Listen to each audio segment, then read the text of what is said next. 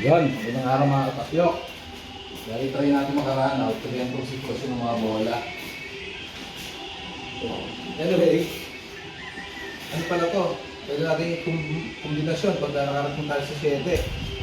Sige, tingnan natin kung ano magiging sitwasyon. So yung tira sa 1, at siguro bola mano, dyan na lang din sa area na yan, stop ball o hatak ng konti. Anyway, dito lang naman yung dos.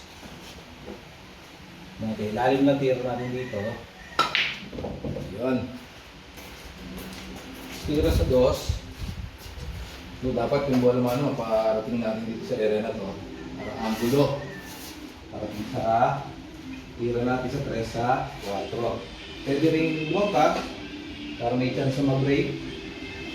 Yun natin. Yung mga itira natin dito ay ibabaw, kaliwa. Alalay lang.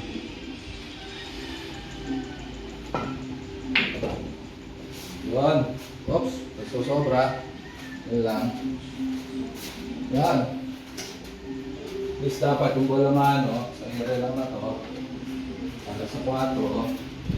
Magiging tira natin dito ay kanan, ilalim. Lalay lang din. Hindi malakas pa yata tira ko. Kung okay lang, bola mano, dyan dapat sa area na yan. Kung magigitna na lang tayo dito, magiging tira natin gitna. Lalay lang din.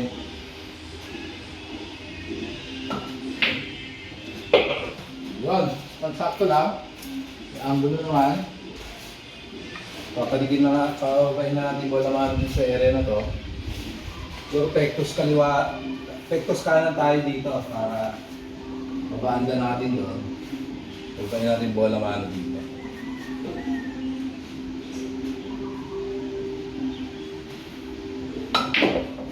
Hindi malakas yata ah. Sakto lang. Combination natin ito. Siguro yun na lang maging target natin. Combination. Yung bola mano at least dito para wala ka na masyadong adjustment.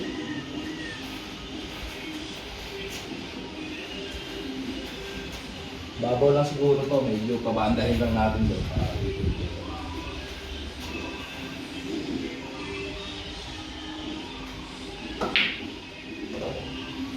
Pa. Para wala masyadong adjustment sa tira. Yun, mukhang sakto na. Gaging preparasyon natin. Tirahin na natin ito ng combination.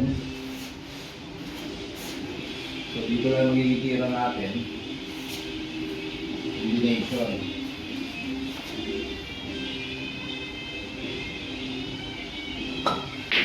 Yun! Dali natin, panalo na. Hanggang sa muli mga katapyok. Maraming salamat!